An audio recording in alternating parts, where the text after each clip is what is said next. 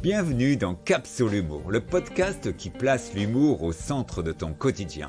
Je m'appelle Christophe Tricard, voici ma chronique « Les objets se marrent », des objets du quotidien humanisés qui réfléchissent sur notre époque avec des histoires loufoques. Joyeuse écoute.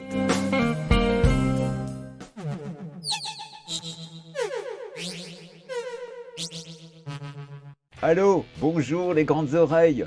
Aujourd'hui, j'ai mon écran qui en revient pas. Et pourtant, comme tous les smartphones, j'ai l'habitude d'entendre des news vibrantes.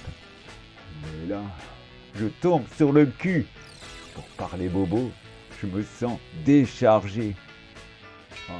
Moi, orangé, j'aurais dû rester en mode avion et ne pas écouter les news qui font peur. Pour me soulager la carte mémoire, je vais vous délivrer cette news à vous, les grandes oreilles fans de mes podcasts.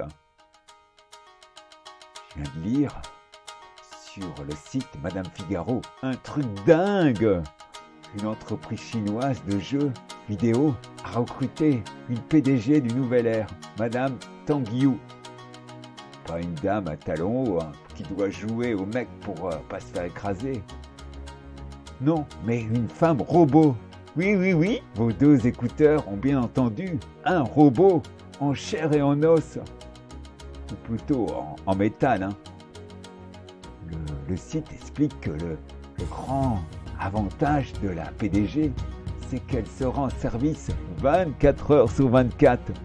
Et son salaire, Et outre de faire toutes les besognes quotidiennes, la nouvelle PDG se chargera aussi des tâches liées aux ressources humaines. Avec les copains portables, on imagine déjà des scènes drôlement inhumaines et cocasses.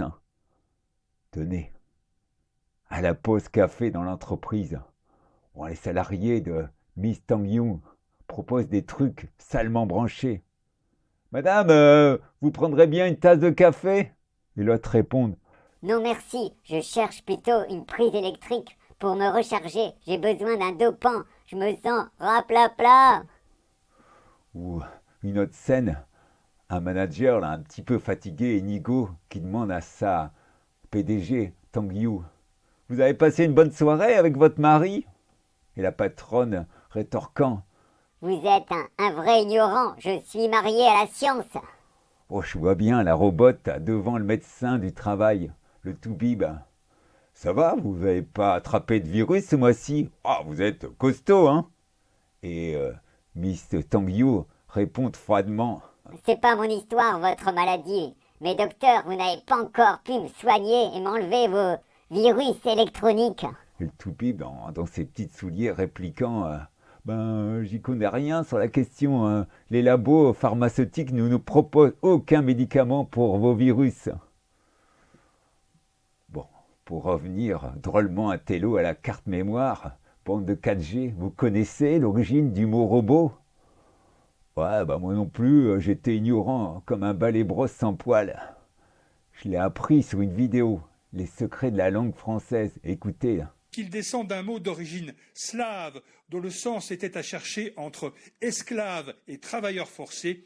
On en trouve d'ailleurs encore aujourd'hui la trace en Europe de l'Est.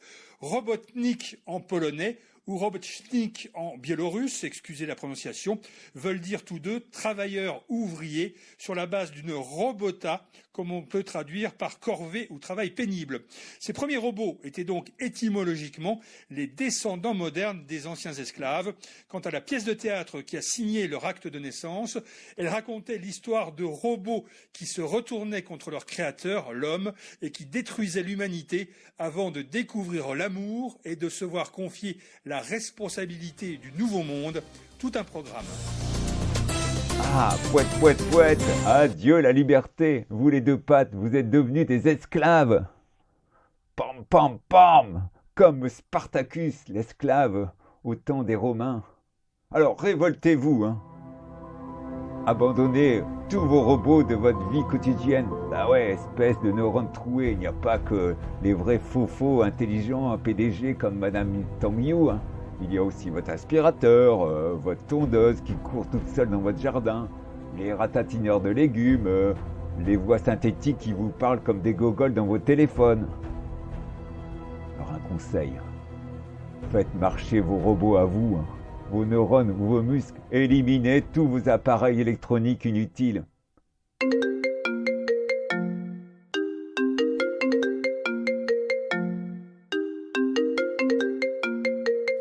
Oh, une sonnerie. Oh, il s'agit certainement d'Albert, un pote smartphone, syndicaliste à la CGT, là, le conseil grave des téléphones. Il va encore me passer un savon. Oranger, arrête de dire des conneries. Si tous les deux pattes suivent à la lettre tes incitations à deux messageries nulles, ils vont aussi t'éliminer toi le smartphone et te mettre chez Dégueu la copine poubelle. Il a raison Albert. Hein. Allez, oubliez tout ce que je vous ai dit. Conservez vos robots et vos smartphones. Je compte sur vous, hein. Je me ferai tout petit. Si ma chronique t'a sérieusement fait marrer, laisse-moi un commentaire 5 étoiles sur Apple Podcasts. Bien sûr, tu peux t'abonner à ma chaîne sur Spotify et Deezer. Pour plus d'infos sur mon travail, rends-toi sur mon site en description. Je te donne donc rendez-vous chaque mardi pour un nouvel épisode des Objets se marrent.